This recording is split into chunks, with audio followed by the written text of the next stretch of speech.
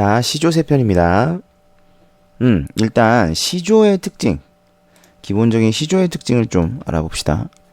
일단 여기 있는 시조들은 다 평시조인데, 일단 시조는 크게 세 가지로 나눠지는데요. 일단 첫 번째가 평시조입니다. 평시조는 3장 6구 45자 내외로 되어 있는, 그 다음에 이제 초장, 중장, 종장으로 되어 있는, 건 들어보셨죠? 중앙 아니고요. 초장, 중장, 종장으로 되어 있는, 이게 이제 3장이에요. 3장 6구 45자 내외 초장, 중장, 종장으로 되어 있다. 이런 걸 이제 평시조라고 합니다. 그 다음에 두 번째는 연시조.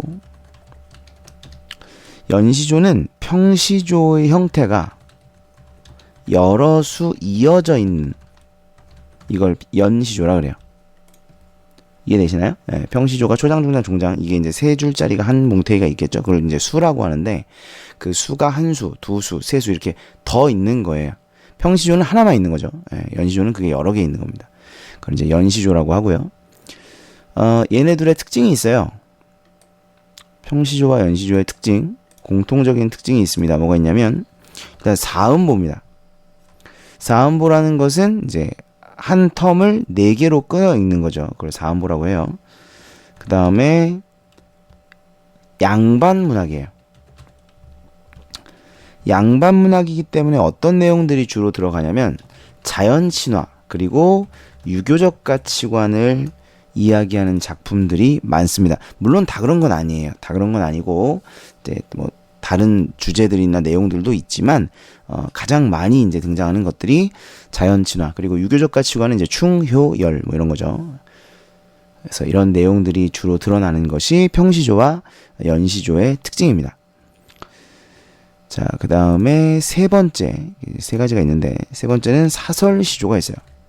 그러니까 지금 제가 여기 빨간색으로 박스 친 건 뭐냐면 평시조와 연시조의 공통적인 특징인 거죠. 사설시조는 좀 다르다는 얘기예요. 사설시조는 중장이 길어진 형태. 중장이 굉장히 길어요. 이 다른 시조에 비해서 중장이 굉장히 길어진 형태를 우리가 사설시조라고 합니다. 그런데 이 사설시조는 일단 사음보가 아니에요. 사음보의 율격이 좀 깨집니다. 그리고 평민문학입니다.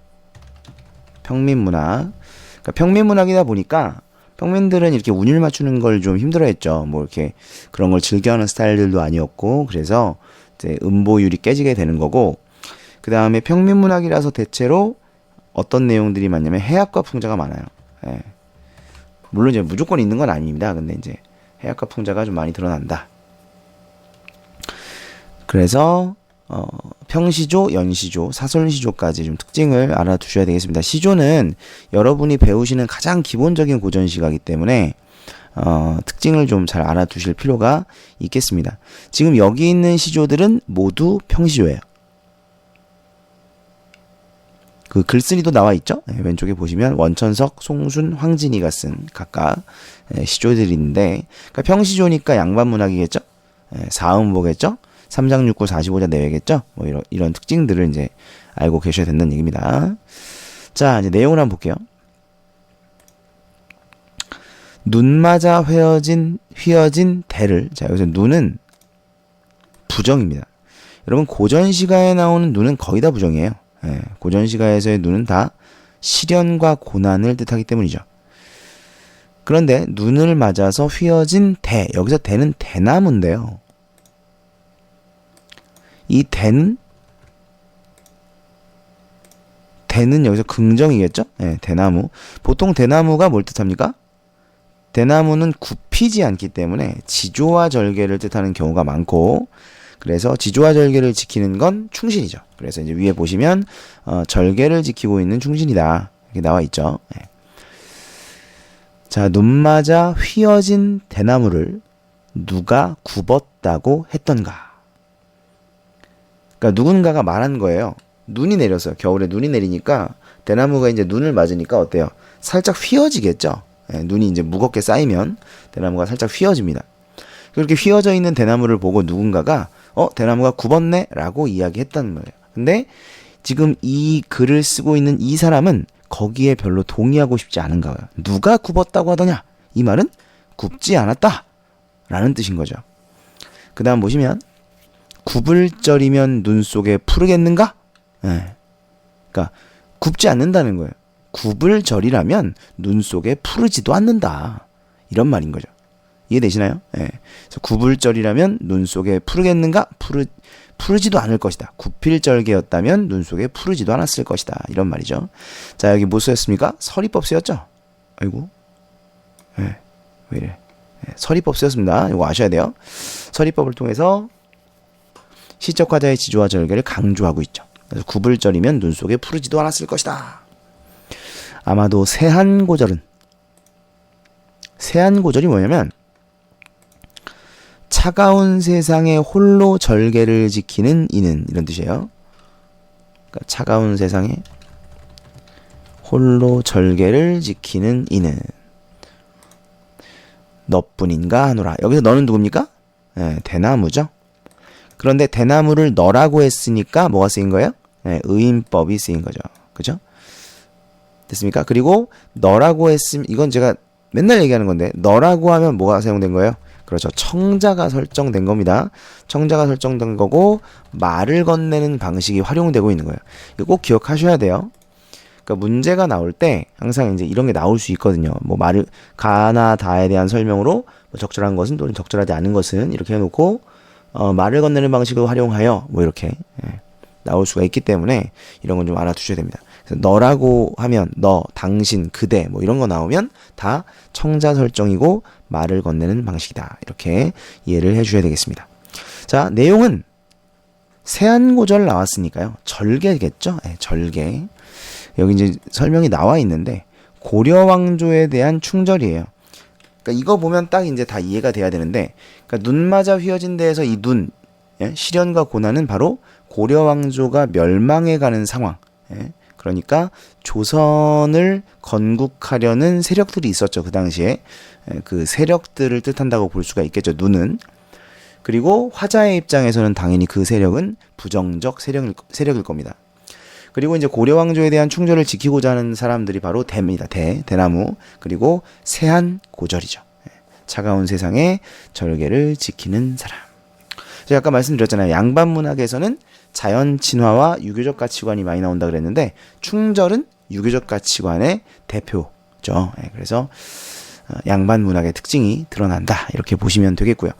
그 다음에 제가 하나 말씀 안 드린 게 뭐 이거는 다들 아실 텐데 시조의 기본적인 특징, 그러니까 평시조, 연시조, 사설시조의 공통적인 특징이 있습니다. 바로 뭐냐면 종장처등보가 세 글자라는 거죠.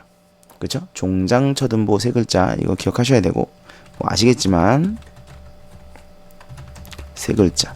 그리고 이번에는 안 나올 수도 있고 이거는 이제 학교에 따라서 선생님들이 좀 가르쳐 주실 수도 있고 안 가르치실 수도 있는데 종장처등보 세 글자라는 이 특징은 향가에서 온 거예요. 19채 향가에 보면 9번째 줄에 낙구가 있습니다. 9번째 줄에 감탄사가 있어요. 뭐 이런 게 있습니다. 혹시 이제 이번이나 저번에 제망매가 배우셨던 분들은 아마 기억을 하실 겁니다. 그런 낙구가 이 시조의 종장처등보 세 글자의 형식에 영향을 주었다라는 것이 일반적인 설입니다. 그래서 요거를 사실 중요한 내용이에요. 그래서 알아는 두셔야 되겠다. 뭐 학교에서 안 했으면 시험에 안 나오겠죠. 자, 두 번째 송순의 시조를 보겠습니다. 10년을 경영하여. 여기서 경영하여는 뭐 돈을 벌어서 이런 뜻이겠죠. 경영이 뭐예요? 기업 경영. 돈 버는 거 아닙니까? 기본적으로는.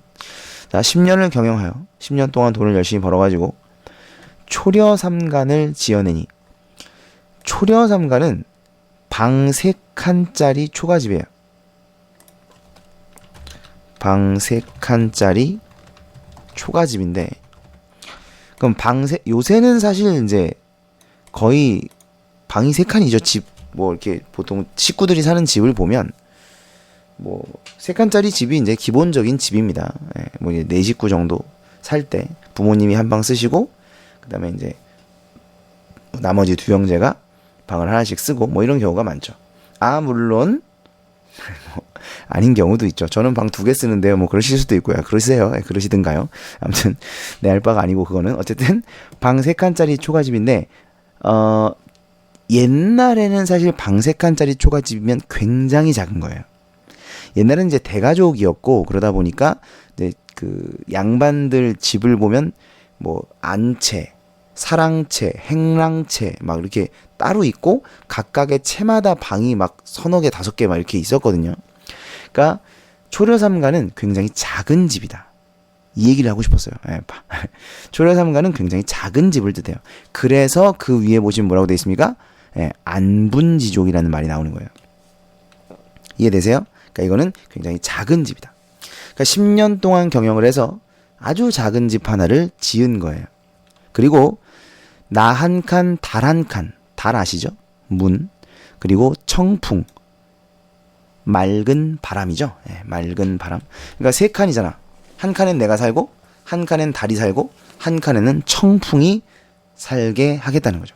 그러니까 뭐랑 같이 살겠다는 거예요? 그렇죠. 밑에 나오죠. 자연과 함께 한다. 그래서 무라일체의 삶이다. 자연 친화, 무라일체 이런 특징이 있습니다. 자, 그래서 나 한 칸, 달 한 칸에 청풍 한 칸 맡겨두고 강산은 드릴 데가 없으니 이제 방이 없으니까요. 강산은 드릴 데가 없으니 둘러두고 보리라. 그러니까 집 안에 있어도 자연이랑 함께하고 밖으로 나가도 자연이네요. 그렇죠? 결국은 자연 속에서 살겠다. 이런 얘기예요. 그래서 자연 친화. 그러니까 제가 아까 말씀드린 거 2개 다 나왔죠? 양반 문학의 특징, 자연 친화와 유교적 가치관이 많다 그랬는데 유교적 가치관도 나왔고 두 번째는 이제 자연 친화가 나왔습니다. 됐나요? 그 다음을 보시면 세 번째, 자, 이 시조가 이제 가장 할 말이 많고 여러분이 좀 잘 알아두셔야 되는 시조죠. 황진이의 시조입니다. 동짓달 기나긴 밤을 한허리를 버혀는 잘라내어예요. 한허리를 잘라내어. 자, 이 부분이 중요한 게, 이 부분이 중요합니다. 뭐가 중요하냐면, 추상적 대상의 구체화, 뭐 또는 형상화라고 합니다. 무슨 말이냐면, 여러분, 밤은 어떤 형체가 있어요, 없어요? 밤. 없죠, 그쵸? 이 밤은 형체가 없습니다. 형상이 없는 추상적 대상이에요. 그런데 형상이 없는 밤에 허리를 자르겠다. 마치 형상이 있는 것처럼 표현했죠? 이해되십니까? 동짓달은 이제 그 동짓날 밤이에요. 동지가 뭐예요? 1년 중에 밤이 제일 긴 날. 그러니까 어마어마한 밤의 길이를 가지고 있는 동짓달 그 기나긴 밤에 허리를 잘라내고 싶다는 거죠. 이제 그만 밤이 좀 끝났으면 좋겠다는 거예요. 이해되세요? 그래서 밤에 허리를 자르겠다라는 이 발상 자체가 굉장히 독특하기 때문에 시험에 잘 나옵니다. 자, 잘라서 춘풍 이불 아래 서리서리 넣었다가, 자, 시험에 또 잘 나오는 거, 2번째로 잘 나오는 게 뭐냐면, 첫 번째가 추상적 대상의 구체화였고, 2번째로 잘 나오는 게 바로 이 서리서리와 구비구비예요. 서리서리와 구비구비는 뭐가 쓰인 거냐면, 음성상징어가 쓰인, 왜 이래? 음성상징어가 쓰였고요. 음성상징어, 의성어, 의태어를 음성상징어라 그래요. 음성상징어가 쓰였고요. 그리고 순우리말 사용이다. 순우리말을 아주 맛깔나게 사용했다라는 점에서 높은 평가를 받는 작품이에요. 그러니까 이 2가지가 가장 시험에 많이 나옵니다. 첫 번째는 그 추상적 대상의 구체화, 2번째는 순우리말 사용이 잘 쓰였다. 이거 기억해 주세요. 자, 내용으로 가면 춘풍 이불 아래, 이불 아시죠? 이불 덮고 자는 거. 춘풍 이불 아래 서리서리 넣어두었다가, 뭘 넣어둬요? 동짓달 기나긴 밤 허리 자른 거. 그죠? 밤의 허리를 잘라서 이불 아래 넣어두었다가, 어론님, 어론은 사랑하는, 이렇게 해석하시면 돼요. 사랑하는 님 오신 날 밤이면 구비구비 펴리라. 뭘 펴요? 밤의 허리를. 이해돼요? 그러니까 여러분, 지금 동짓달 밤이 워낙 길어요. 근데 이미 없는 거야. 그래서 더 길게 느껴지고 지루한 거죠. 이해되십니까? 그런데 사랑하는 님이 오신 날 밤은 어때요? 사랑하는 님과 같이 있으니까 어때? 에? 시간이 너무 빨리 흘러가겠죠? 에, 좀만 더 있었으면 좋겠는데. 동짓달 기나긴 밤, 이제 좀 그냥 그만 밤이 좀 끝났으면 좋겠는데. 그래서 거기서 이제 생각을 한 게 동짓달의 그 긴 밤의 허리를 잘라서 사랑하는 님이 오신 날 밤에 붙여넣기를 하면 좀 시간이 길어지지 않겠는가. 그만큼 임과 좀 더 오래 있을 수 있지 않을까. 뭐 그런 마음인 거죠. 실제로 그럴 수는 당연히 없지만 그런 마음, 그런 드립, 그런 발상 이해되시죠? 그걸 드러내고 있는 작품이라고 보시면 되겠습니다. 자, 넘어가서 그 뒷장 보시면 이제 핵심 정리가 좀 나와 있는데 줄만 좀 쳐볼게요. 자, 눈 맞아 휘어진 대를 일단 요거 기억하셔야 되겠네요. 자연물을 통한 주제의 형상화. 그쵸? 이거 시험에 나올 수도 있습니다. 자연물의 속성, 이것도 마찬가지예요. 뭐, 가에서 다에 대한 설명으로 적절한 것은, 적절하지 않은 것은 이랬을 때 선택지 중에 하나로 나올 수 있는 게 바로 자연물을 통해 주제를 형상하고 있다라는 겁니다. 그 대나무라는 자연물을 통해서 주제, 고든 절개, 지조와 절개를 형상하고 있다. 맞는 이야기죠. 이거 알아두셔야 되겠죠? 그 다음에 아까 말씀드렸던 고려왕조에 대한 충절과 지조, 유교적 가치관 드러난다. 충이 드러난다라는 거 기억해 두셔야 되겠습니다. 두 번째, 10년을 경영하여 같은 경우는 자연친화, 물화일체는 이렇게 알아두세요. 자연친화가 극에 달하면, 아주 극치에 다다르면 물화일체가 된다. 이렇게 보시면 되는데 자연과 인간이 하나인 거예요. 이걸 물화일체라 그래요. 대상과 내가 하나다, 자연과 인간이 하나다, 이런 것을 물화일체라고 합니다. 그래서 달과 청풍, 여기 보시면 시적화자 동일한 인격체를 했으니까 인격체로 본 거니까 의인화라고 볼 수도 있겠죠. 이거는 이제 학교 필기를 따라 주셔야 됩니다. 의인화라고 말씀을 하셨으면 시험에 나올 거예요. 그 다음에 강사는 방해드릴 수 없으니까 둘러두고 보겠다. 그래서 자연친화라는 인생관이 드러난다라는 걸 기억해 두시면 됩니다. 어렵지 않아요. 자, 마지막으로 동짓달 기나긴 밤, 아까 다 말씀드렸는데 일단 밤, 초장의 밤과 종장의 밤이 이거 알아두세요. 서로 대립됩니다. 대비, 대립, 대조. 그리고 어떤 학교에서는 대꾸라고 가르치시는 경우가 있더라고요. 요거 좀 꼭 기억해 두세요. 제가 이거 왜 빼먹었지? 제가 앞에서 하려고 생각을 했는데 깜빡했네. 이거 꼭 기억해 두시고 노트 정리에도 꼭 써두십시오. 초장의 밤 뭐예요? 동짓달 기나긴 밤이죠. 종장의 밤은 어른님 오신 날 밤. 이 두 가지가 서로 반대되는 거예요. 초장의 밤은 슬프죠. 외롭죠. 밑에 있는 어른님 오신 날 밤은 당연히 기쁘고 외롭지 않겠죠. 그래서 이 두 개가 대꾸를 이룬다, 대조된다, 대립을 이룬다. 다 맞는 얘기입니다. 그래서 꼭 기억을 해두시고요. 그래서 초장의 밤은 줄이고 싶고 종장의 밤은 늘리고 싶으니까 초장밤 잘라서 종장밤에 붙이고 싶다. 이런 참신한 발상 나오네요. 참신한 발상을 통해 주제를 형상화하고 있다. 됐습니까? 자, 그리고 주제는 뭐냐? 임과 함께하고 싶은 그리움을 노래하고 있다. 뭐 이렇게 보시면 무난한 해석이 되겠네요.